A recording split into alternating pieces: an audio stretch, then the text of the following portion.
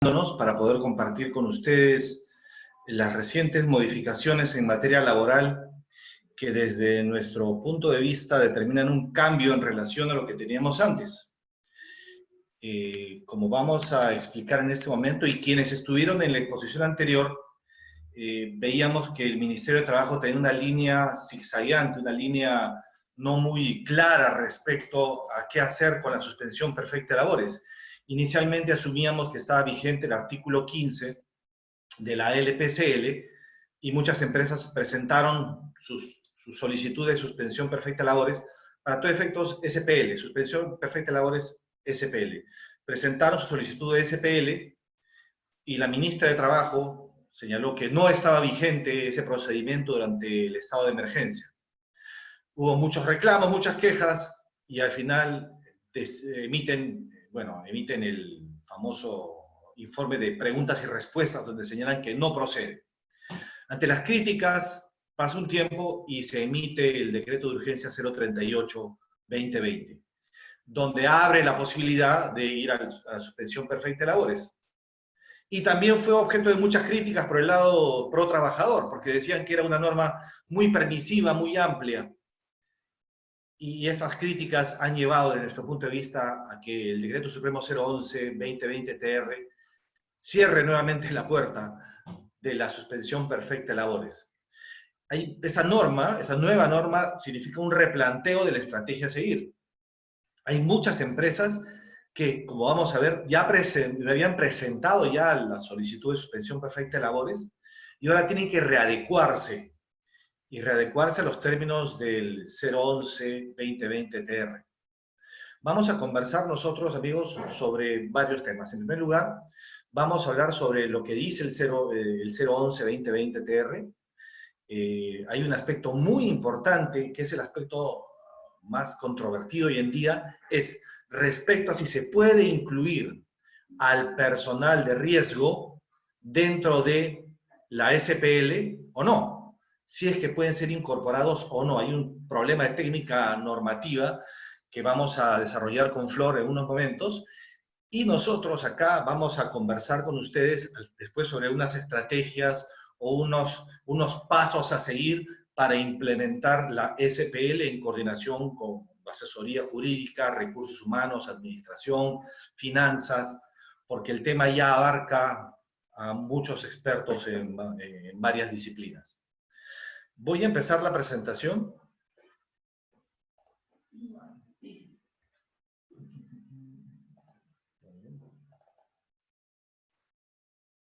Desde el inicio, vamos al inicio. Y acá lo tenemos.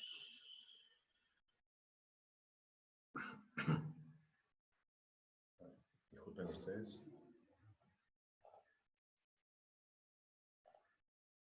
Ok.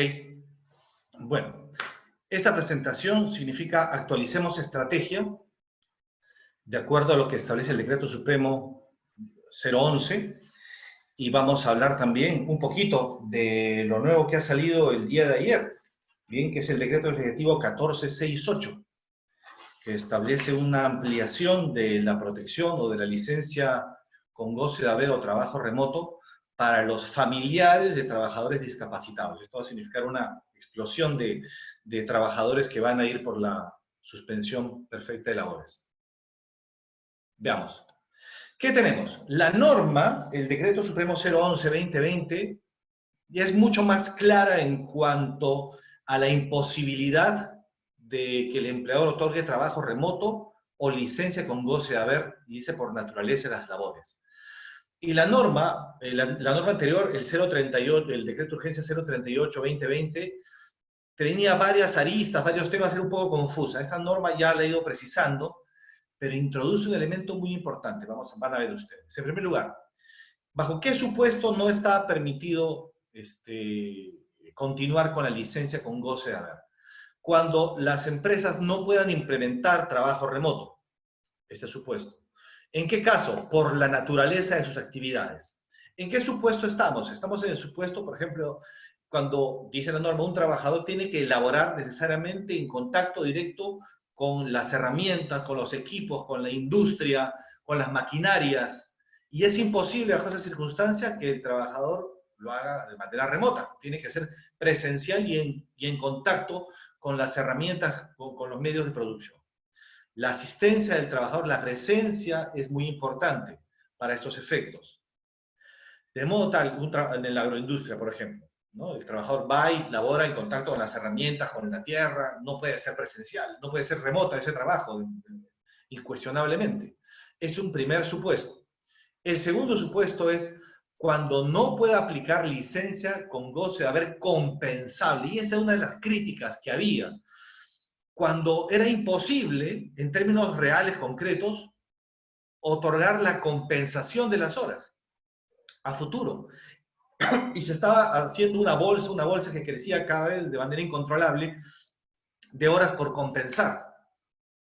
Y la norma señala, cuando no se puede aplicar licencia con goce de haber compensable, dice, cuando no resulte razonable la compensación por razones objetivas. ¿Cuáles son esas razones objetivas? La norma señala 3. Por ejemplo, cuando la empresa tiene 3 turnos de trabajo, 24/7. 3 turnos de trabajo, 8 horas, 8 horas, 8 horas, ¿bien? Se pueden sobreponer algunos turnos por efecto del refrigerio de 45 minutos, pero no es posible dar trabajo adicional cuando tenemos 3 turnos de trabajo. Es imposible hacerlo, es imposible compensar. Y además cuando la norma señala que la compensación no puede afectar el descanso semanal, es decir, el trabajador no podía compensar domingo. La empresa trabaja todo el día y si el trabajador tenía un día de descanso, no podía compensar en ese día de descanso. ¿Qué pasa entonces? Que había una imposibilidad de compensar. Tenía que hacerlo contra las vacaciones futuras, etc. Segundo supuesto, en el caso de trabajo de riesgo, es imposible compensar, pues, vamos, no es imposible, no es conveniente compensar cuando estamos hablando de trabajo de riesgo, construcción civil, una actividad intensa que requiere concentración, despliegue físico, y también, por ejemplo, minería, los trabajadores que hacen trabajos de mantenimiento eléctrico, por ejemplo. En estos casos, labores de riesgo, si es que se amplía la jornada para compensar, crece exponencialmente el riesgo de tener accidentes de trabajo, de sufrir por desconcentración algún daño a la empresa, un daño a los propios trabajadores, a los compañeros, de modo tal que cuando estamos hablando de actividades de riesgo, estamos ante una imposibilidad objetiva de compensar las horas de licencia. Y señala un tercer supuesto que es el horario de trabajo restringido por ley. En este caso, cuando hablamos de jornadas reducidas actualmente por efecto de la pandemia, ¿no es cierto? Los que están trabajando en supermercados, los que están trabajando en clínicas, en hospitales, que ya los trabajadores médicos y las enfermeras tienen un horario reducido por ley, aquí también la posibilidad de compensar las horas es muy difícil, de modo tal que la ley restringe este supuesto y aquí no existe posibilidad razonable de compensar el tiempo de trabajo. Entonces, hasta este momento, señores, estamos en dos casos. El tercer caso es el caso más interesante y el que genera un dolor de cabeza, es por el nivel de afectación económica. Si la empresa ha sufrido un nivel de afectación económica medible, mensurable y comprobado, entonces está dentro del supuesto para poder ir al paso siguiente que vamos a conversar, que es la negociación con los trabajadores. El paso siguiente no es la suspensión perfecta de labores, ojo, el paso siguiente es la negociación con los trabajadores o con los sindicatos, con los trabajadores y o los sindicatos, aclaro. ¿Cuál es este supuesto? El nivel de afectación económica. Aquí hay todo un ratio, ¿no es cierto? Hay toda una descripción cuantitativa que a los abogados se nos hace un mundo comprender, mejor se los encargamos a nuestros amigos economistas, administradores, ingenieros que puedan medir esto adecuadamente. Pero toma dos elementos, el ratio ventas, el ratio planilla. Toma esos dos elementos. La relación que existe entre las ventas que ha tenido la empresa y el costo de la planilla. Y según un factor se va a medir el perjuicio. Y se pone en 3 supuestos concretos. Y en cada uno de esos supuestos en 2 subsupuestos. Habla en primer lugar de actividades que están permitidas, labores que están, empresas que están trabajando actualmente, cuyas actividades han sido permitidas por ley. Entonces, el criterio para esas empresas es diferente. Y dentro de actividades permitidas va a distinguir empresas del régimen común de las MIPES. Y los criterios son diferentes para cada una de ellas. También habla de las actividades prohibidas parcial o totalmente. También aquí, nosotros hay actividades que están prohibidas, ¿bien?, en su totalidad, pero tienen back office, tienen labores de administración, tienen gestión que está todavía trabajando. Entonces, ¿qué se puede hacer en este caso? También se puede medir la afectación. Esas empresas, digamos, no han vendido, no han atendido, no han vendido, pero sí siguen trabajando para conservar y mantener, por ejemplo, minería. No puede parar labores de mantenimiento. Hay empresas, los malls, retail, que están parados, pero el área de administración sigue trabajando. Entonces aquí, para ir al paso siguiente de la negociación y después la SPL, se mide el ratio de una manera diferente. Luego está el caso de los empleadores con menos de un año de funcionamiento. Aquí el criterio todavía es más amplio para que esas empresas puedan acogerse a una SPL. Pero el supuesto que aparece abajo, que ustedes pueden ver también remarcado, es el caso de las llamadas ventas cero, que por un error muy grande de técnica legislativa, no sabemos si es un supuesto adicional a los dos anteriores, a no poder implementar trabajo remoto, a no poder compensar razonablemente al grado de nivel de afectación económica, si es que es un supuesto adicional a esos tres, o es parte de, como está la línea punteada aquí, un requisito para las empresas que tienen menos de un año de funcionamiento. Desde mi punto de vista debería ser un caso aparte, un caso también del mismo nivel que estos dos, ¿no es cierto? Que no poder implementar trabajo remoto, no poder aplicar la licencia compensable y el nivel de afectación económica. Porque hay empresas que de por sí ya no han vendido desde el 15, desde el 16 de marzo.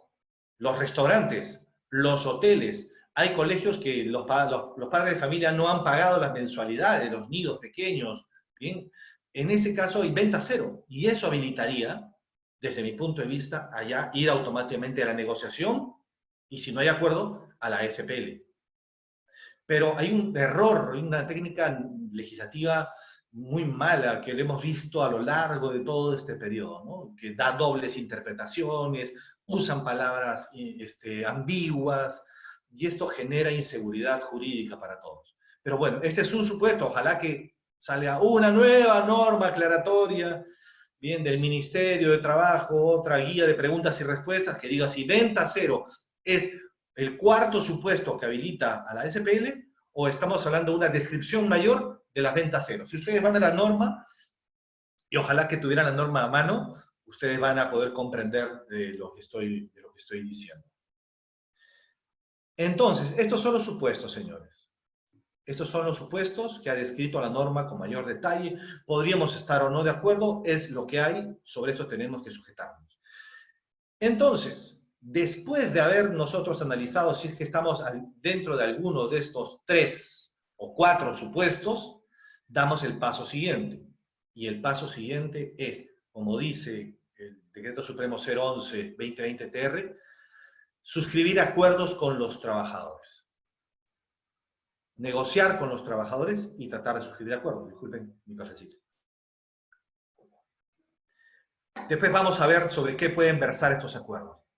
Pero si no hay acuerdo, entonces, recién en ese momento, y como dice la norma, excepcionalmente, podemos irnos a una suspensión perfecta de labores, que puede ser parcial o puede ser total.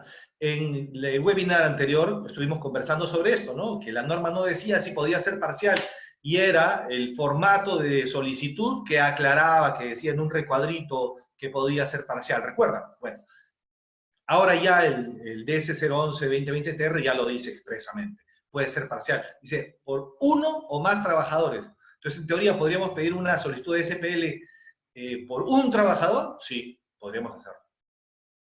Sí, podríamos hacerlo. Bueno, entonces el esquema es este, ¿no? Suscribir acuerdos con los trabajadores, intentar llegar a acuerdos, y si no hay acuerdo, nos vamos al procedimiento de SPL total o parcial. Estos famosos acuerdos. ¿Recuerdan ustedes cuando salió el 038? El 038 decía algo diferente a lo que dice hoy día el DS011. El 038, como veíamos en la sesión pasada, en el webinar pasado, establecía un criterio, ¿no? Tiene que haber acuerdo. Si no hay acuerdo, el empleador debe adoptar las medidas. ¿Qué nos llevaba a eso? Que el empleador podía decidir unilateralmente la modificación de aspectos sustanciales de la relación laboral. Eso es lo que nosotros asumíamos, y es más, la discusión era si es que el empleador podía o no reducir unilateralmente la remuneración. Y había quienes decían que sí, que la norma no lo prohíbe expresamente y se puede, había estudios de abogados que opinaban eso. No está prohibido expresamente, con lo cual sí se puede hacer. Nosotros, conservadoramente, como siempre, consideramos a la luz de toda la normativa laboral vigente que no era adecuado, y eso lo conversó Flor con ustedes en el webinar pasado. Bueno, ahora el Decreto Supremo 011 ya casi limita la decisión unilateral del empleador a solo un supuesto, que vamos a ver a continuación, que no es un supuesto nuevo. También lo vamos a mencionar. Entonces, vamos. Suscribir, negociar y suscribir acuerdos con los trabajadores. Es el paso previo antes de ir a la SPE. ¿Sobre qué puntos? ¿Sobre qué extremos? Dice, acordar la reducción de la remuneración sin afectar la RMB. Ahí está, claro. Quienes dijeron que sí se podía, bueno, pues no se puede. ¿Ya? Tiene que ser un acuerdo, no puede ser de manera unilateral. Acordar la reducción sin afectar la RMB, hasta 930 nuevos soles. Y ahí viene una pregunta, ¿no? ¿Qué pasa si el trabajador tiene hijos? Bien, entonces tiene también derecho a la asignación familiar. La reducción comprende hasta la RMB más la asignación familiar, o puede llegar hasta la RMB. Yo creo que hasta la RMB por una mención expresa de la norma. Luego, ¿qué pasa si es un gerente que gana 50.000 soles? Que hay varios de ellos, afortunados. En este caso, ¿se puede reducir hasta la MB? No, tiene que ser un tema razonable y proporcional, ¿no? No es que tenemos que llegar a todos a la RMB, sino que tiene que ser un criterio razonable de acuerdo al mercado y a los parámetros de vida de cada persona. Luego de eso, dice el segundo supuesto, otorgar descanso vacacional adquirido y pendiente de goce. Otorgar, ¿sí? De manera unilateral, otorgar. Puede ser que sea materia de negociación. Señores, ¿te parece si este lapso de tiempo vas a salir de vacaciones? El trabajador dice, no. Entonces yo ejerzo mi potestad de disponer que salgas de vacaciones. Bueno, eso no es nuevo, eso ya está en el artículo 10 del Decreto Legislativo 713, ¿no? Las vacaciones a falta de acuerdo entre las partes, decide el empleador. Eso ya estaba, bueno, la norma lo ratifica, eso se puede hacer de manera unilateral. Ojo, aun estemos o no dentro de los supuestos que he señalado anteriormente. Si cualquier empresa, aunque no esté en los supuestos que hemos indicado anteriormente, puede decidir las vacaciones, de acuerdo al Decreto Legislativo 713. Cierro paréntesis. El siguiente punto es acordar vacaciones adelantadas. Ahí sí yo también consideré que la norma permitía que el empleador, de manera unilateral, decidiera que el trabajador gozase de vacaciones adelantadas. Bueno, ahora la norma me ha tapado la boca y dice que solamente esto procede por acuerdo de partes. Vacaciones adelantadas por acuerdo de partes. Luego, el cuarto punto, que es acordar reducción de remuneraciones por jornada o días de trabajo proporcionalmente. Acordar remuneraciones por reducción de la jornada. Ya no trabajas 8 horas, vas a trabajar 6, 4, menos, y reducimos la jornada de manera proporcional. ¿Puede ser por debajo de la RMB? Sí, si es que la reducción de horas es por menos de 4 horas diarias. Entonces el promedio por menos de 4 horas puede reducirse por debajo de la RMB. Reducir días de trabajo. Estás haciendo trabajo remoto 5 días en la semana. ¿Sabes qué? Vas a trabajar solamente 4. Se reduce proporcionalmente la remuneración, pero esto por acuerdo de partes. Después, se abre otro acápite que dice adoptar las medidas en el marco laboral vigente. Yo he leído hoy día en LinkedIn a un colega que decía que en base a esto podemos aplicar la suspensión laboral perfecta del artículo 15 de la LPCL. Es decir, que todavía eso está vigente, porque dice adoptar las medidas establecidas en el marco laboral vigente. El 15 de la LPCL no está derogado, entonces está vigente. Con lo cual, no nos vamos por el procedimiento del DS-011-2020, sino nos vamos al artículo 15 de la LPCL. Bueno, hay un criterio, ¿no?, de especialidad de las normas por razón del tiempo. Y el DU 038-2020 y el DS 011-2020-TR son normas especiales durante esta pandemia. ¿Bien? Quien quiere seguir ese consejo legal, suerte con eso. Creo que lo están diciendo, ¿sabe por qué? Porque muchos recomendaron ir por la SPL del artículo 15 de la Ley de Productividad y Competitividad Laboral, ¿no es cierto?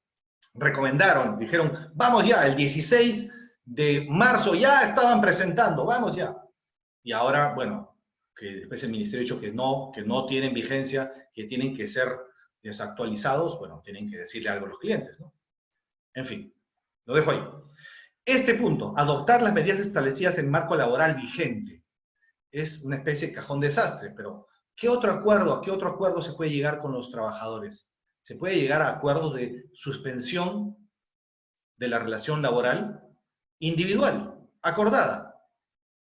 Y esto está teniendo mucho éxito, está siendo aplicado por muchas empresas, porque trabajador y empleador dicen, no vamos a irnos al procedimiento del Ministerio de Trabajo, vamos a acordar directamente cómo vamos a aplicar esta suspensión perfecta de labores mediante un acuerdo individual. ¿Esto se puede hacer? Sí se puede hacer, es perfectamente válido. Y la pregunta, ¿no es cierto? Si con muchos trabajadores, con el 40% yo suscribí acuerdos individuales de suspensión de la relación laboral y el otro grupo no me aceptó, ¿puedo irme a alguna SPL del Ministerio de Trabajo con ellos? Sí, no está restringida ni cerrada esta posibilidad. Es más, yo puedo haber celebrado acuerdos con alguna de estas materias, las que señalo aquí, con un grupo de trabajadores, y otros fueron renuentes, dijeron que no. Puedo irme a una SPL del Ministerio de Trabajo con el grupo que no aceptó, sí.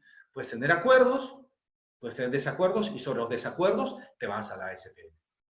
No existe incompatibilidad entre una y otra.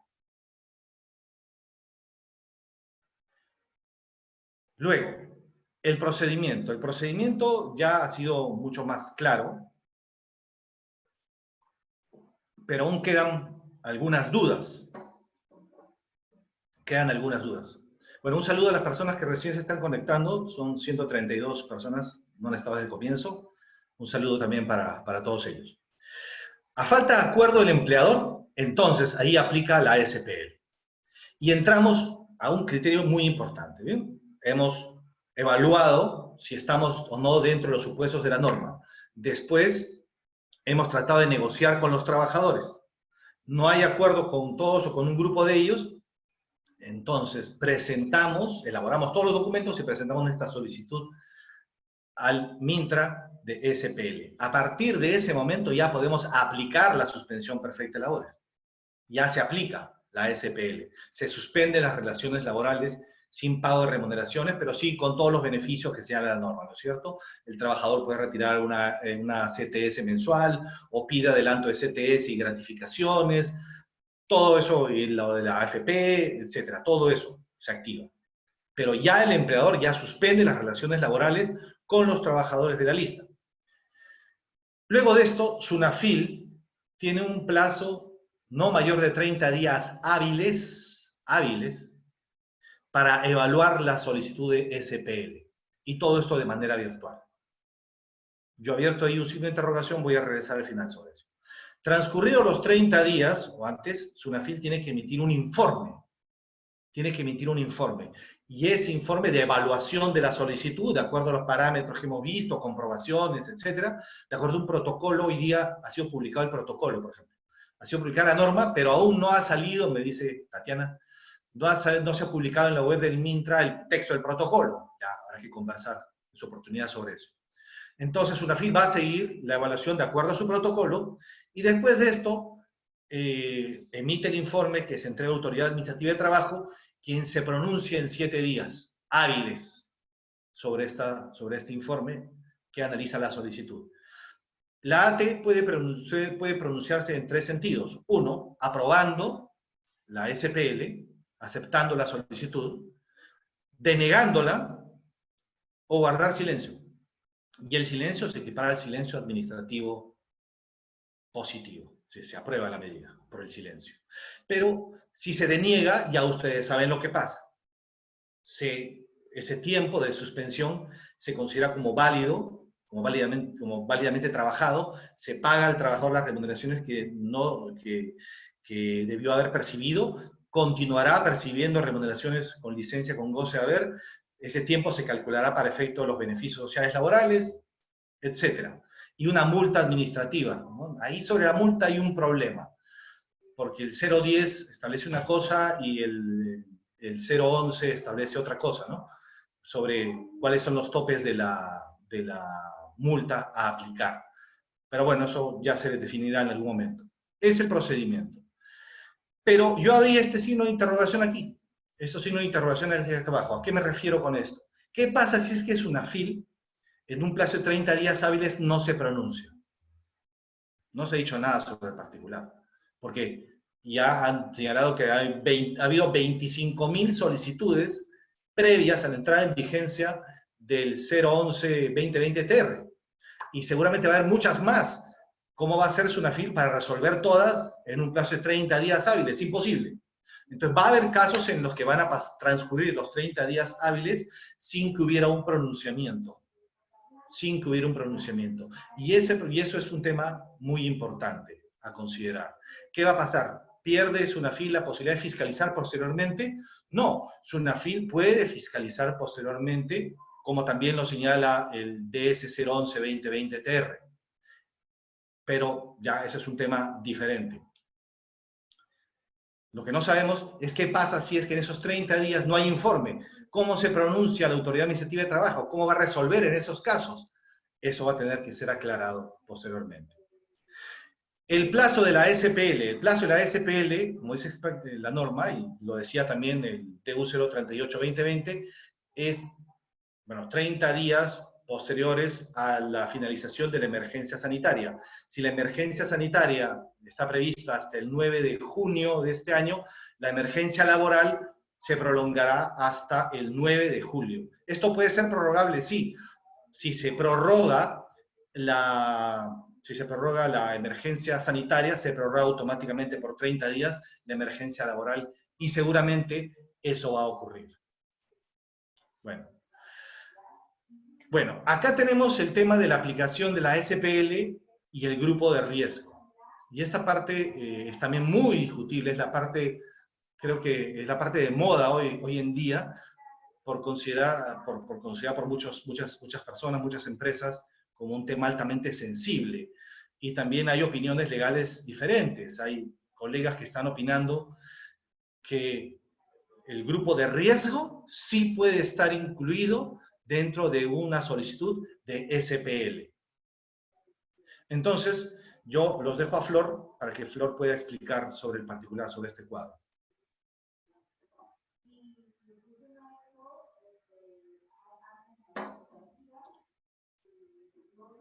Ya estamos, ¿verdad? Buenos días.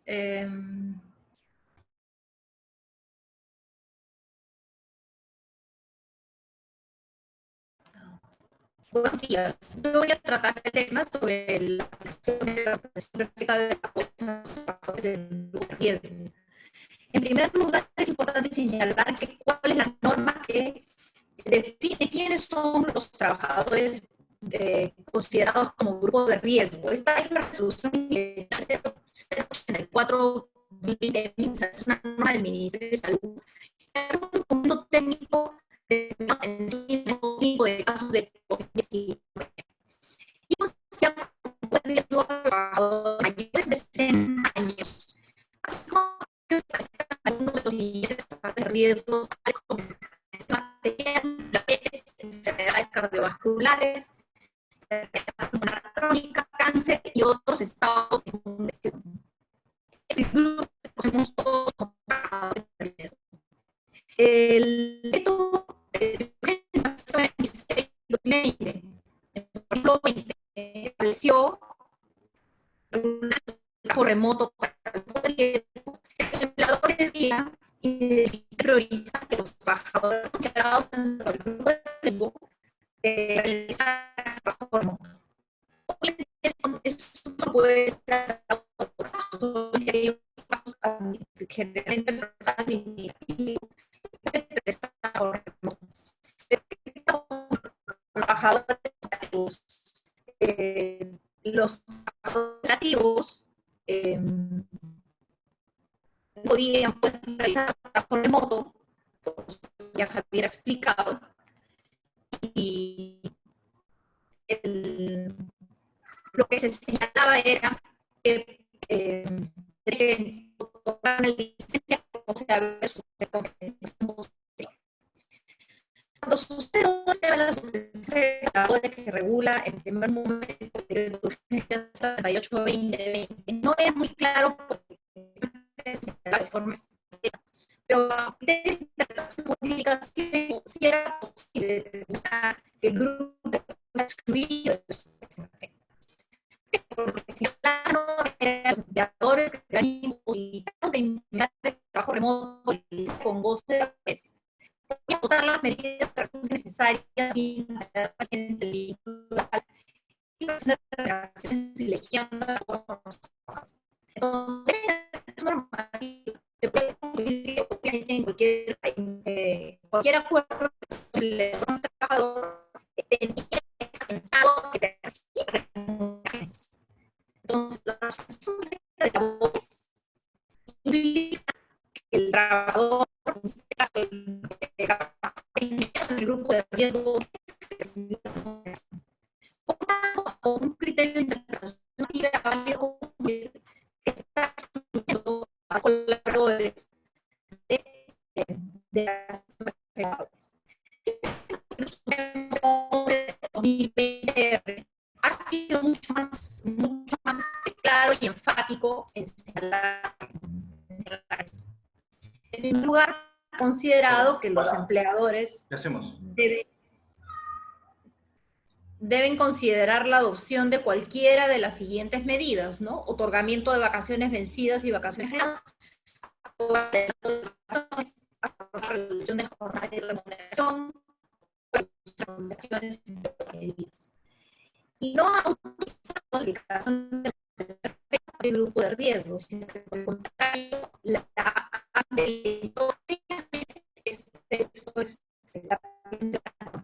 y como la disposición complementaria final de este decreto supremo.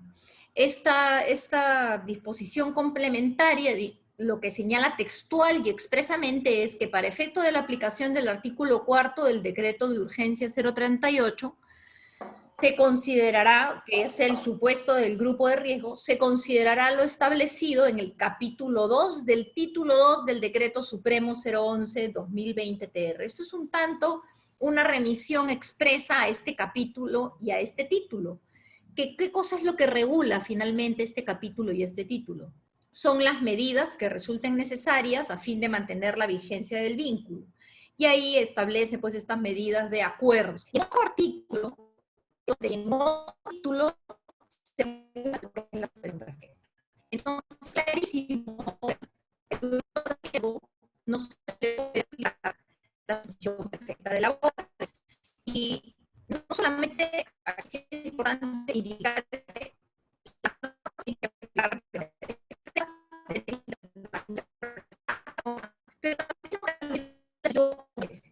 entonces cuando normativo que no tanto normativo era una es que ahora no se puede dejar es todo un normativo que a los de enfermedad profesional o de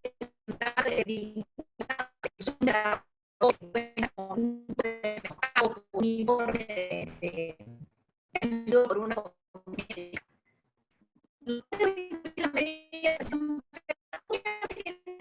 ¿Por qué? Porque uno tiene que tomar decisiones de gestión a fin de poder evitarle contingencias futuras a la empresa. Entonces, si yo, incumpliendo la norma, tomo la decisión de mandar a estos trabajadores a la suspensión perfecta de labores, les dejo la puerta abierta para que en vía judicial me demanden por una indemnización por daños y perjuicios, ¿no? Y con muchas altas posibilidades, muy altas posibilidades de éxito, y al final le voy a generar una contingencia a mi empresa por estas interpretaciones, por este tipo de interpretaciones que se están efectuando y que consideramos que no son acordes a todas las normas que ha ido emitiendo el gobierno respecto de el grupo de riesgo. Entonces, en conclusión, esta medida no es aplicable a los trabajadores que están inmersos en el grupo de riesgo según esta norma del Ministerio de Salud, que son los mayores de 60 años y todos aquellos que sufren pues de este tipo de enfermedades, además de obviamente las madres gestantes y algunos trabajadores que estén en una situación especial que requiera un cuidado adicional de su salud, ¿no? Entonces, esta es la posición que nosotros recomendamos a los empleadores adoptar. Flor, ¿me escuchas? Sí. Ya. Mira, hubo problemas técnicos al inicio de tu exposición y varios participantes nos han hecho saber. Hemos escuchado la conclusión, pero lamentablemente no escuchamos la parte introductoria. Te pediría que por favor la repitas, porque ese problema técnico estaba entrecortado todo y no se escuchaba bien. Ok, perfecto. Yo lo repito muy claramente. El documento que define quiénes son los trabajadores que están bajo el grupo de riesgo es una resolución ministerial emitida por el MINSA, que es la 084-2020. Y esta señala que son grupo de riesgo los trabajadores mayores de 60 años y aquellos que padezcan de factores de riesgo tales como hipertensión arterial, diabetes, enfermedades cardiovasculares, enfermedad pulmonar y supresión. Hemos indicado que el momento la casos de riesgo fue de 2020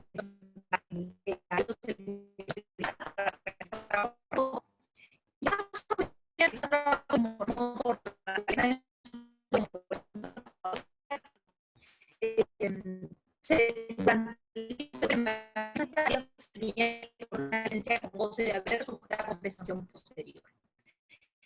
A la que es este decreto 2020, y que señalaba que los empleadores que se vieran imposibilitados de implementar el trabajo remoto o la licencia. Ya. A ver, señores, creo que hemos tenido problemas con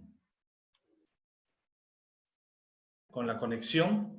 Lamentablemente, Flor parece que tiene problemas con su conexión. Vamos a proseguir con... Yo tengo claro ese tema y vamos a presentar este asunto. A ver, el famoso grupo de riesgo. Bien. A ver, ¿me escuchas? Bien.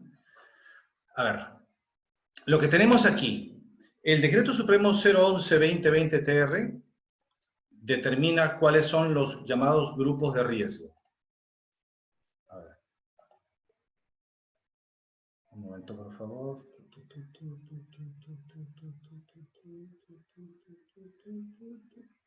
A ver. Vamos a ver. Ya, aquí lo tengo. El famoso grupo de riesgo. ¿Qué tenemos aquí? El Decreto Supremo 011-2020 es mucho más claro en establecer a quienes no se les puede afectar dentro de la SPL.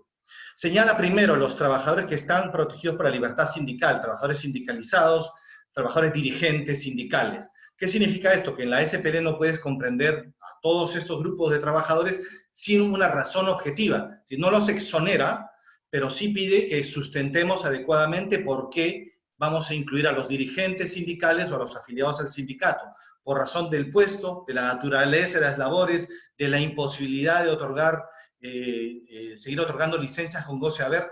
Tenemos que dar un sustento mayor según lo que nos pide el ministerio. También se incluye dentro de la protección a las trabajadoras embarazadas. Las normas anteriores no hablaban nada sobre las trabajadoras embarazadas. Y esto es importante, están dentro del grupo protegido. Luego, habla que esta decisión no puede significar un trato discriminatorio. No podemos incluir dentro de este grupo a trabajadores con SIDA, a trabajadores por su opción sexual, por su opinión política, cualquier supuesto de discriminación. No pueden ser incorporados de esta manera sin una causa objetiva que la sustente. Pero luego, la norma dice una palabra muy importante.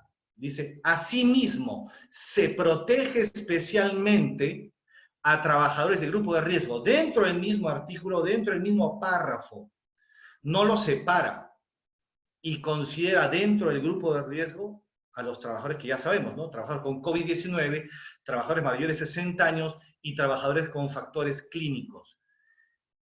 ¿Qué han interpretado algunos aquí? Como decía Flor, lo que decía Flor, que algunos han dicho que no, que la norma habla de una protección para los que están bajo libertad sindical, trabajadoras embarazadas, de no discriminación, pero el grupo de riesgo no está dentro de esa prohibición. Bueno, a ver.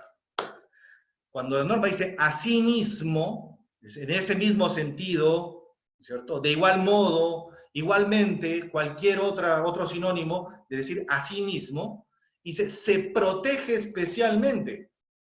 Se protege más.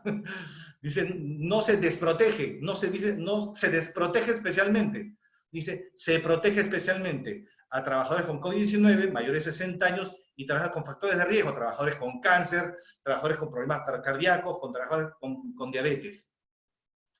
Además de esto, se suma lo que decía Flor, ¿no? La sexta disposición complementaria y final del Decreto Supremo 011-2020-TR, que hace referencia al artículo 4 del DU 038-2020, que señala que para este grupo de trabajadores de riesgo solo se aplica el título 2 del Decreto Supremo 011-2020-TR. Bueno, los confundí a todos, se los aclaro. Para los trabajadores de riesgo solamente está prevista la posibilidad de negociar todos los puntos que hemos visto anteriormente. Esto. Solamente podemos negociar o decidir vacaciones con los trabajadores de riesgo. No cabe la posibilidad de incluirlos dentro de la suspensión perfecta de labores. Esto por un criterio de análisis normativo elemental y además por un tema de razón, ¿no es cierto? O sea, vamos a mandar a la SPL a un trabajador con cáncer, a un trabajador con diabetes, a un trabajador con COVID-19, lo vamos a mandar de suspensión perfecta de labores, ¿no? Digamos, hay quienes están sosteniendo eso y hay quienes lo están aceptando. Como dice Flor, esto es altamente contingente, no solamente irrazonable desde algunos conceptos éticos, sino también contraproducente para la empresa, porque luego puede haber, además de todas las consideraciones económicas de restituirle sueldos, etcétera, etcétera, demandas por daños y perjuicios, y en las cuales las empresas que los incluían tendrán que pagar indemnizaciones muy fuertes. Entonces, el análisis normativo que nosotros hemos realizado, un análisis que supone concordancia de normas, una interpretación sistemática de las normas, nos lleva a afirmar que el grupo de riesgo no estaría comprendido dentro de la SPL. Ahora, hay empresas que tienen pues planilla veterana, ¿no? Planilla antigua de trabajadores de más de 60 años que están hábiles, que están trabajando, que están laborando, pero ellos están dentro del grupo de riesgo. Bueno, la decisión de la norma ha sido eso, señores. Y no podemos separar a estos trabajadores de más de 60 años del tratamiento de quienes están con COVID-19 o tienen factores de riesgo. No podemos diferenciar donde la ley no diferencia. La ley es dura, no nos gusta, pero la ley está ahí para ser aplicada. Entonces, me preguntaron el otro día, ¿yo puedo suscribir con los trabajadores de grupo de riesgo un acuerdo en el cual ellos sí quieren trabajar de manera presencial bajo su cuenta, riesgo y responsabilidad? Estamos hablando concretamente de los trabajadores con más de 60 años.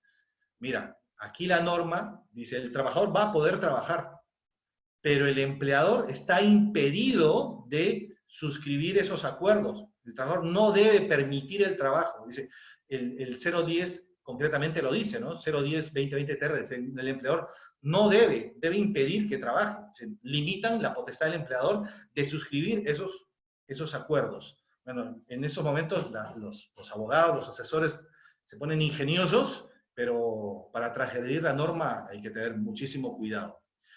Bueno, lamentablemente Flor tuvo problemas de conexión y eso era la parte que ella la había desarrollado y la había preparado, pero en esto estamos de acuerdo en el estudio sobre cómo se debe interpretar y aplicar esta disposición. Bueno, yo sigo, señores, rápidamente, porque ya tenemos, creo que estamos ya yendo al tiempo. Bueno, vamos a definir el tema de la estrategia.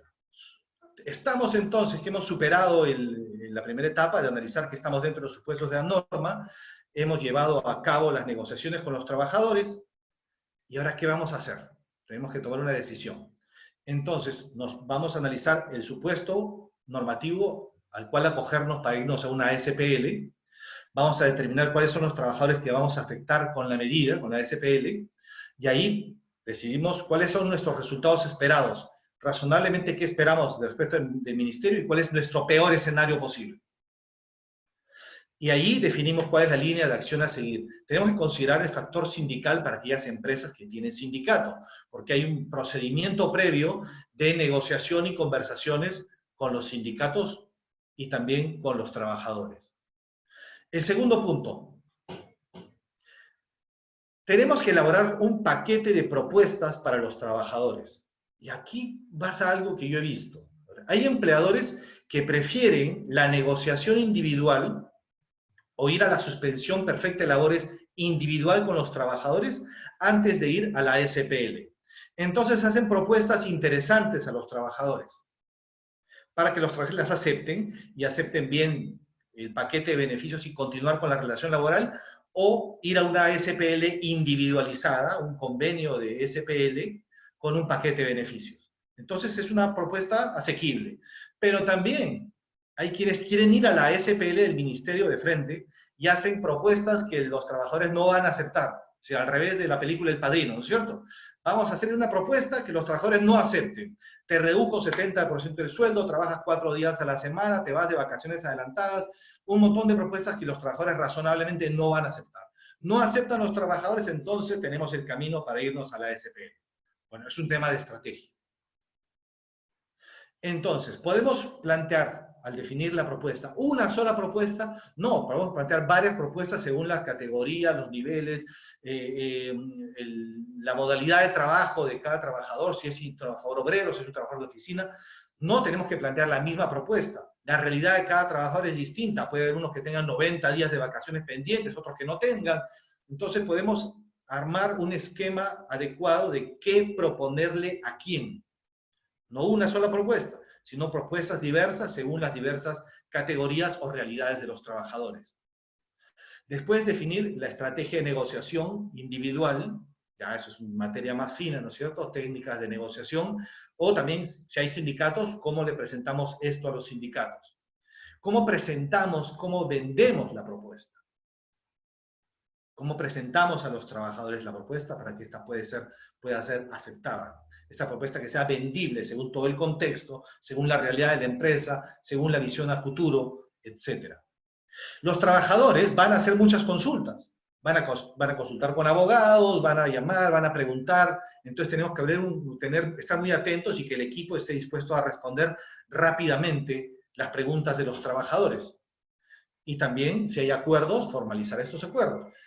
Y definir hasta qué momento vamos a negociar. La norma no señala un plazo para negociar. Pueden ser 3, 4 días, entonces definimos un plazo. Señores, en 4 días cerramos las negociaciones, deadline, viernes, tal día, cerramos las negociaciones y después de eso ya nos vamos a lo que es la SPL. Y aquí tenemos que medir en qué momento vamos a presentar la SPL, porque a partir de ese momento ya se suspende, a partir de ese momento ya paramos. La tercera etapa, según nuestra experiencia, lo que estamos viendo, es la elaboración de la solicitud ante el MINTRA.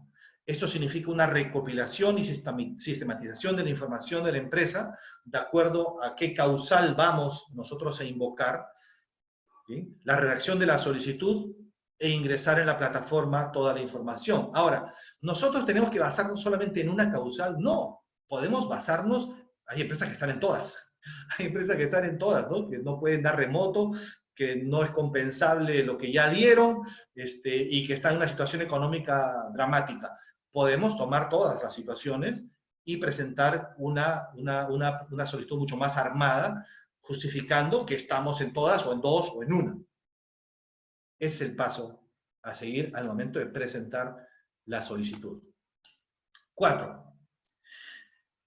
Estar atentos a la siguiente etapa del procedimiento, que es la absolución de consultas, completar información y enviar documentos a SUNAFIL o al Ministerio de Trabajo. Puede ser que nos pidan información adicional, que la información no haya llegado completa, que la información no esté clara, que no estemos completado toda la información de todos los trabajadores, no tenemos copia de los chats o de los correos electrónicos. Nos pueden pedir más información sobre estados financieros, ventas, etc. Estar atentos y que el equipo esté muy alerta a todos los requerimientos que haga el Ministerio, primero SUNAFIL y luego el MINTRA en los 7 días, en la etapa de resolución. Entonces la labor sigue y continúa hasta que pasen los 30 días y luego los 7 días posteriores. Y ahí tendremos una respuesta afirmativa, negativa o el silencio administrativo positivo. Este sería el plan, el esquema a seguir. Y abro aquí otro acápite, que es la adecuación a los procedimientos iniciados antes del, para mí me faltó una palabra, disculpen, antes del 22 de abril del 2020. Hay 3 etapas. Hay un amigo mío que señala que los que presentaron la solicitud entre el 16 de marzo, al toque son los llamados bebés prematuros, ¿no? Ellos, por un exceso de iniciativa, presentaron las solicitudes en base al artículo 15 de la LPSL. Bueno, quienes se presentaron entre el 15 de marzo hasta el 15 de abril del 2020, bueno, van a tener un tratamiento. Y quienes la presentaron entre el 16 de abril hasta el 21 de abril al amparo del DU 038-2020 e ingresaron información en la plataforma del Ministerio de Trabajo, ellos también tienen un tratamiento, que es adecuarse al procedimiento actual que establece el 011-2020-TR. Y la plataforma tiene que ser actualizada, ya está siendo actualizada, modificada, para aceptar las nuevas solicitudes que se presenten a partir del 21 de abril y la adecuación de todas las solicitudes presentadas anteriormente. Entonces, quienes fueron prematuros y se tomaron la iniciativa de solicitar y de aplicar ya, hay muchos que les han denegado, si no les han dicho tienes tú que adecuarte a la nueva disposición. ¿Es error de quienes lo hicieron? No. Desde mi punto de vista, error del Ministerio de Trabajo, que ha ido modificando los procedimientos.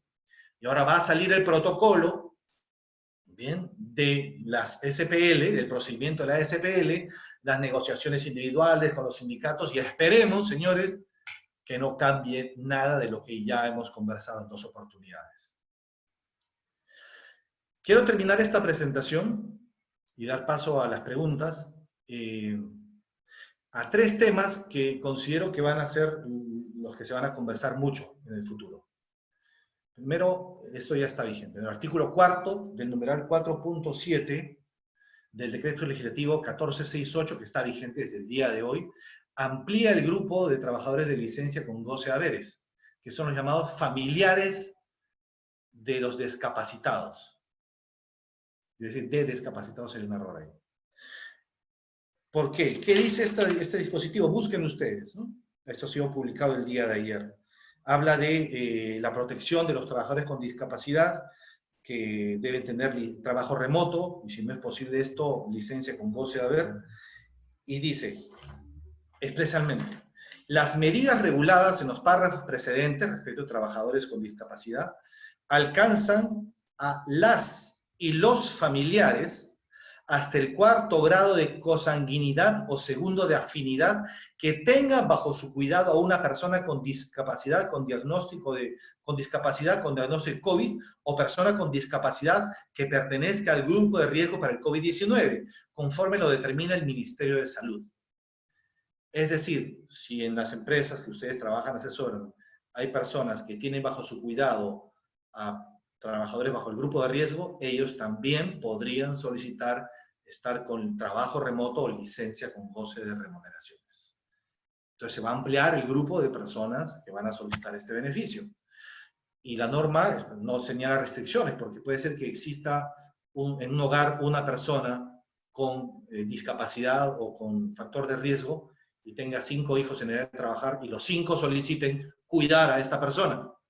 Cuando la norma no señala nada, esperemos que eso sea regulado de manera adecuada. Pero yo estoy seguro que van a venir muchas solicitudes o pedidos de los trabajadores en base a esta norma. Luego, 2. ¿Se puede iniciar un cese colectivo durante la vigencia del DU 038-2020?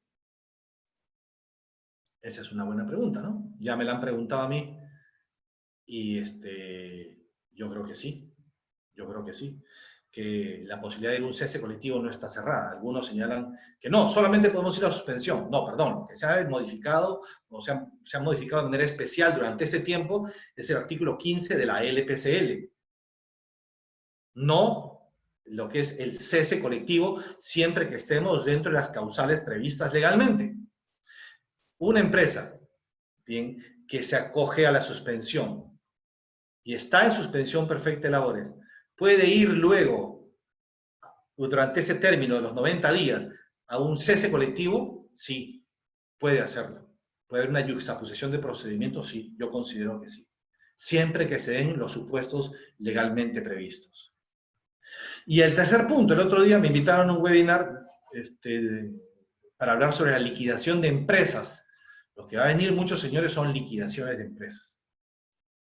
Y lo que va a pasar es que se va a activar todos esos procedimientos societarios, tributarios, y el tema laboral es ancilar de liquidación de empresas. Una empresa que está con suspensión perfecta de labores del MINTRA puede, durante ese tiempo, irse a una liquidación, puede haber un acuerdo societario de liquidar la empresa.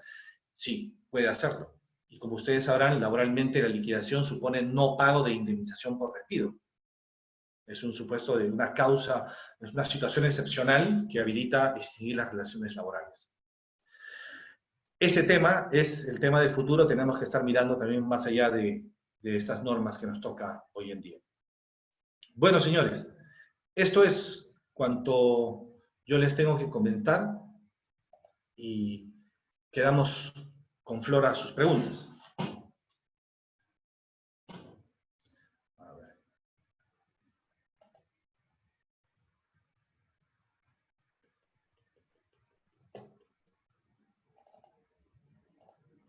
A ver, vamos a ver las preguntas. Flor, ¿tú me estás escuchando?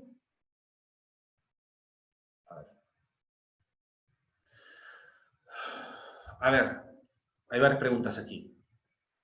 Vamos a darle unos 15 minutos a las preguntas, por favor. ¿Ya? ¿Existe un modelo que características debe tener un acuerdo de reducción de remuneraciones? Bueno, tenemos que tomar en cuenta lo que conversamos en la sesión pasada con Flor, ¿no? Lo que dice la jurisprudencia respecto a que este acuerdo de remuneraciones debe ser temporal, debe plantearse como temporal y justificar adecuadamente las razones por las cuales se está suscribiendo este convenio de reducción de remuneraciones.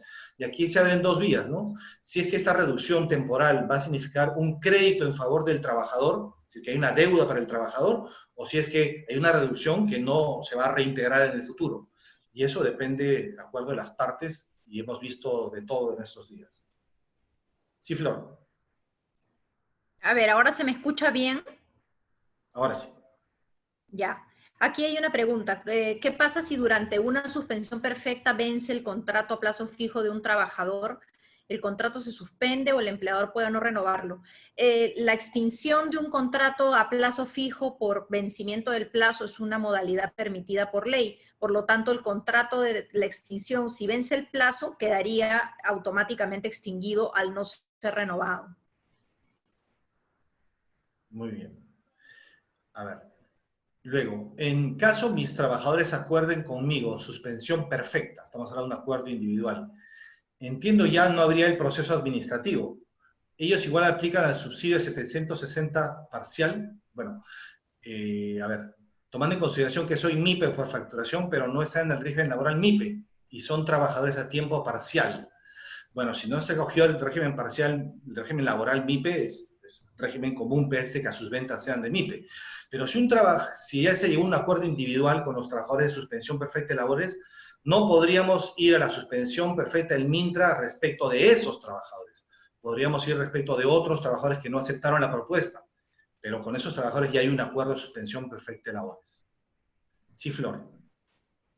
Aquí hay otra pregunta. Si envío trabajadores a suspensión perfecta de labores, ¿aplican las medidas de adelanto de pago de CTS y la gratificación legal de julio del 2020?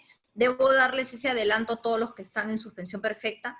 Lo que señala la norma respecto de estos beneficios es que los trabajadores pueden retirar de su CTS, del depósito que tienen de CTS. Si no tuvieran saldo en su CTS, pueden solicitar al empleador el adelanto de la gratificación y el adelanto de la CTS del pago de la CTS de mayo. Y efectivamente la norma señala, el empleador deberá, o sea, es obligación que se atienda esta solicitud, pero como señala la propia norma, siempre y cuando no existan fondos en la cuenta de CTS del trabajador, ya sea porque es un trabajador nuevo, ya sea porque la empresa tiene poca vida o no ha habido depósito, o porque ya el trabajador ha dispuesto, pero tiene que, mediante el estado de cuenta de la cuenta de CTS, demostrarle al empleador que efectivamente no tiene saldos. Bien. Otra pregunta por aquí. Si se opta por una suspensión perfecta individual, ya veo que muchos la han aplicado, qué bueno, el trabajador no podría acceder a los beneficios previstos para la suspensión perfecta del DU 038-2020. De acuerdo al DU 038-2020, no, pero de acuerdo al DS 011-2020-TR, sí, dice, disposición, el artículo 12 de la norma habla exactamente de eso, ¿no? La libre disponibilidad de los fondos y de la gratificación legal son aplicables ante cualquier tipo de suspensión perfecta de labores prevista en el marco laboral vigente. Esto adoptada por el empleador, esa es la del MINTRA, la SPL del MINTRA o la SPL acordada de manera individual con el trabajador. Entonces sí tendrían beneficios, los mismos beneficios. Sí, Flor. Sí, aquí hay otra pregunta que señala que si queremos acceder a la suspensión perfecta de labores y tengo madres gestantes, ¿qué pasa con ellas? Esto ya lo habíamos tocado en la exposición, pero reiteramos que las madres gestantes están protegidas porque ellas tienen una serie de normas, un bloque normativo que protege a la trabajadora gestante. Entonces, por ejemplo, si están en pre y postnatal, ya están bajo una suspensión del vínculo laboral por licencia, entonces no sería posible sobre esa suspensión aplicar otra suspensión. Y en el caso de las que todavía no estén en licencia, existe pues obviamente una protección especial y aparte la propia norma señala que se debe evitar cualquier criterio de tipo discriminatorio. No siempre se va a presumir que la conducta del trabajador respecto a las embarazadas es discriminatorio, pero ellas, como he señalado, tienen una protección especial por todo un bloque normativo laboral y sería mejor no incluirlas en la medida porque esto afectaría sus remuneraciones, ¿no? Bien, acá hay otra pregunta que es reiterativa e interesante. Dice, ¿qué opina del procedimiento que realizan las empresas de ejecutar los despidos masivos a pesar de recibir el bono del 35%? Bueno, despidos masivos, no sé si habla de ese colectivo, pero nos remite a la pregunta, ¿no? Si las empresas que se acojan a Reactiva Perú o recibieron el bono 35 pueden irse a una ASPL. Les tengo que contestar con precisión. Hasta el momento no hay nada que impida que una empresa que se acoja a Reactiva se acoja también a la SPL. O una empresa que recibió bono 35 no puede ir a una SPL. No hay nada expreso que deniegue esta posibilidad. Quienes le digan que sí, bueno, es la ministra de Trabajo. que primero dijo que no podrían, después dijo no deberían, y al final ya guardó silencio. Entonces no sabemos cómo ha quedado el tema.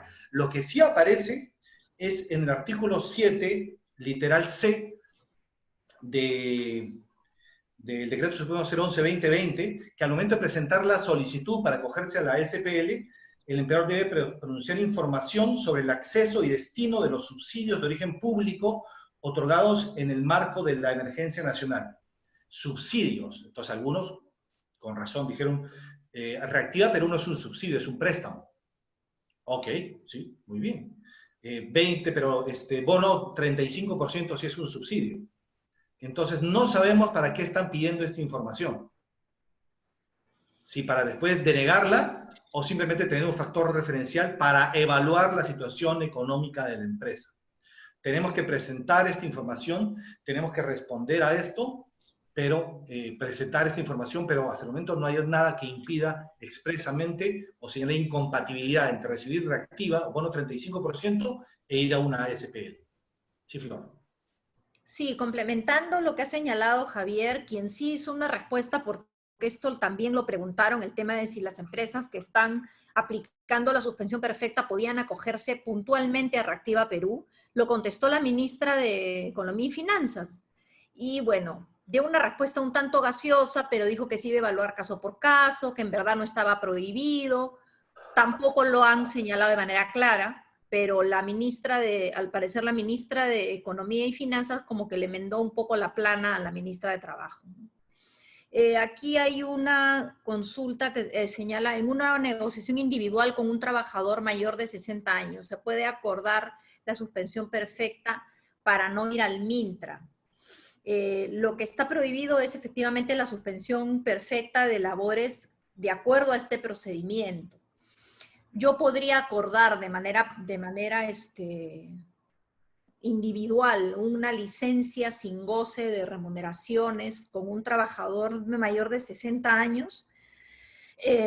Inicialmente existe pues el acuerdo de partes que estaría permitido, pero tenemos que tener en cuenta que hay un principio jurídico que se llama a igual razón, igual derecho. Entonces, si existe una norma de suspensión perfecta de labores, de procedimientos, que está limitando la capacidad de la empresa de mandar a suspensión perfecta a los trabajadores por del grupo de riesgo mediante este procedimiento, el hecho de pactarlo de manera individual sería una especie de sacada a la vuelta a la norma. Entonces nosotros no lo recomendaríamos. ¿Por qué? Porque la suspensión perfecta de labores de manera privada, lo que se conoce como licencia sin goce de haber mediante un convenio individual, limita la posibilidad de los trabajadores de acceder a este tipo de bonos o de facilidades que se ha dado a aquel grupo que está incluido dentro de la suspensión perfecta, que son disponer de una parte de su AFP, el tema de la CTS. Entonces, salvo que este acuerdo se hiciera con la inclusión de una serie de beneficios paliativos a la situación del trabajador, podría ser viable, pero nosotros no lo recomendaríamos. Respecto del grupo de riesgo de los otros trabajadores, sí sería completamente válido. Muy bien. Otra pregunta. Dice, buen día, ¿es posible llegar a un acuerdo con los trabajadores para que sus vacaciones pendientes sean donadas a la empresa? Ya, al inicio de la suspensión perfecta de labores a partir del 15 de marzo hubo decisiones de las empresas de mandar de vacaciones a partir de ese día, cuando la norma expresamente lo prohibió. Pero después actualmente hay trabajadores que señalan eso, ¿no? Que las empresas les están proponiendo donar las vacaciones. Bueno, señores, los derechos laborales son irrenunciables y la Constitución reconoce a los trabajadores vacaciones, ¿no? Y la ley señala después que son 30 días de vacaciones. Entonces, este acuerdo por el cual los trabajadores donan sus 30 días de vacaciones son nulos de pleno derecho y no recomendamos suscribir esos convenios. Lo que sí podría haber, y la norma lo permite, es que se pueda compensar los días de licencia con goce de remuneraciones, bien sea por vacaciones pendientes de goce o vacaciones futuras por acuerdo entre las partes, pero no por decisión unilateral y menos por renuncia de días de vacaciones. Sería inconstitucional. Sí, Flor. Sí, aquí hay otro, señala, buenos días, en el entendido que los trabajadores del grupo de riesgo no pueden acogerse a la SPL, ¿podría darse el supuesto de un próximo vencimiento de un contrato a plazo fijo si así está pactado en el contrato? Es completamente válida la extinción del contrato de trabajo por un cumplimiento de plazo. En el caso del grupo de riesgo o de cualquier otro tipo de trabajador, excepto de las trabajadoras embarazadas, porque la ley de igualdad, la ley de igualdad salarial tiene un artículo, y me pueden escribir a mi correo para darles la norma exacta, en donde se protege a la madre embarazada y se señala que si no se puede extinguir el contrato a plazo fijo, salvo que haya desaparecido la causa objetiva que fue materia de la contratación. Entonces, por eso siempre señalo que las madres gestantes trabajadoras tienen una especial protección. Entonces, yo, respecto de un hipertenso, por ejemplo, se le va a extinguir su contrato no sé, el 30 de abril, y sí podría, es factible que yo no lo renueve. Está completamente permitido porque la extinción del contrato de trabajo por vencimiento de plazo es una modalidad reconocida por ley.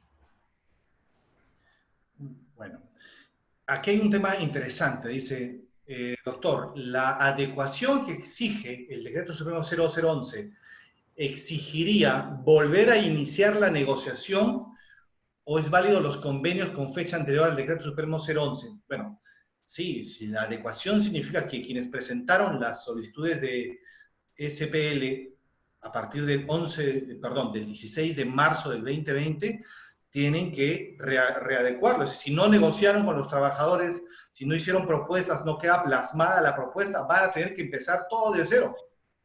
Van a tener que volver a hacer la propuesta. La solicitud ya está, pero tendrían que acompañar los documentos que acrediten la propuesta, la respuesta de los trabajadores. Si no negociaron o si no plasmaron en acuerdo, van a tener que rehacer todo. Por eso digo, hay muchos que recomendaron ir directamente al procedimiento y eso recomendaron a los clientes y ahora van a tener que rehacer todo nuevamente. Por eso que les decía que hay algunos que están diciendo que el artículo 15 de la LPCL está vigente y hay que seguir con ese rumbo. He visto por lo menos 2 opiniones respetables que dicen eso, pero nosotros de verdad refutamos esa posición, es generar inseguridad en los clientes. Sí, Flor. Sí, hay una pregunta muy interesante que señala, ¿qué información debo tener a la mano en el caso de una visita de SUNAFIL, una inspección de SUNAFIL para sustentar la suspensión perfecta de labores? A ver, SUNAFIL puede hacer visitas presenciales o puede hacer requerimientos virtuales, que es lo que mayormente está realizando. Entonces, ya acaban de colgarse en la página web del Ministerio la resolución suprema 076-2020, que es la que señala el protocolo de fiscalización. ¿Qué cosa es lo que van a hacer los inspectores respecto de la comprobación? Ellos pueden solicitar cualquier tipo de documentación que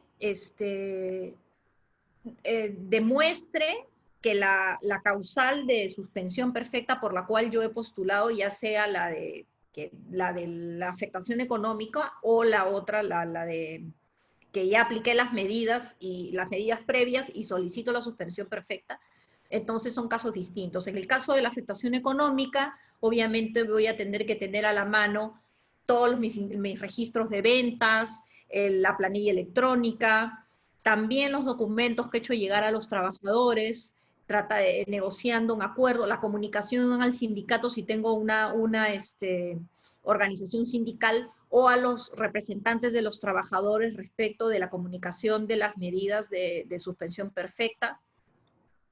Y todo aquello que me ayude a sustentar, todos los documentos que me ayuden a sustentar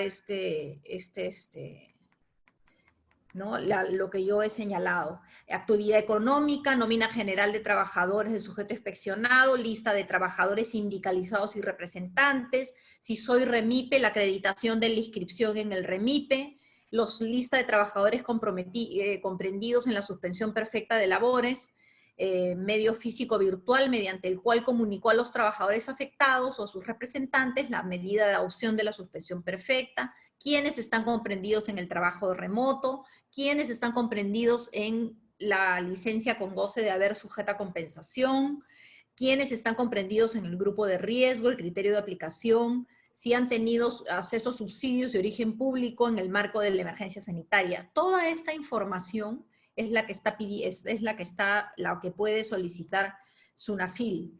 Entonces, nosotros vamos a preparar un informativo, como siempre lo hacemos, respecto de este protocolo, porque es importante que ustedes sepan si en caso apliquen a la suspensión perfecta, qué cosas es lo que les pueden inspeccionar para que vayan ordenando su documentación y tenerla lista en caso de una eventual visita de SUNAFIL. Y también es importante que si la visita es física, porque esta es una empresa que está dentro del supuesto de excepción y estén trabajando efectivamente, que atiendan a los inspectores de SUNAFIL, si es que hay una visita presencial, que si no tienen los implementos de protección personal, porque hemos visto en noticias el problema que existe con el sindicato de inspectores, que se los proporcionen, mascarilla, guantes, gel antibacterial, que las personas que atiendan no simplemente digan, no hay nadie de recursos humanos y le tienen la puerta en la cara, porque eso es una multa por obstrucción a la labor inspectiva.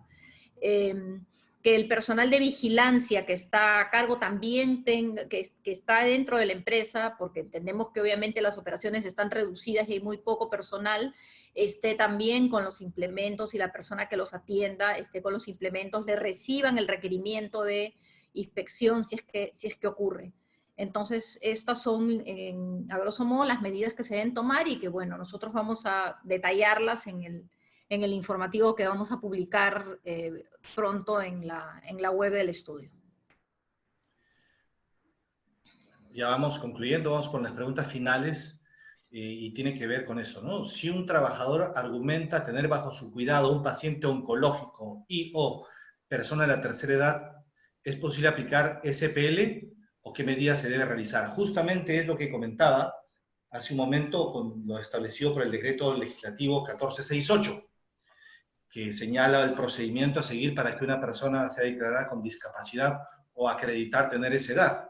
Y seguramente se habrá un procedimiento para ello, pero en principio sí. Por ejemplo, si tiene un paciente de la tercera edad bajo su cuidado, tendría que demostrar ello, ¿no? Porque puede ser una persona de 61 años que esté plena de vida.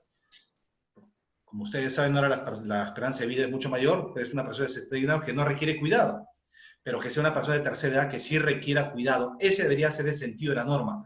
No por el hecho que tenga 61 años y tiene 3 hijos de 20 años, eso van a dejar de trabajar.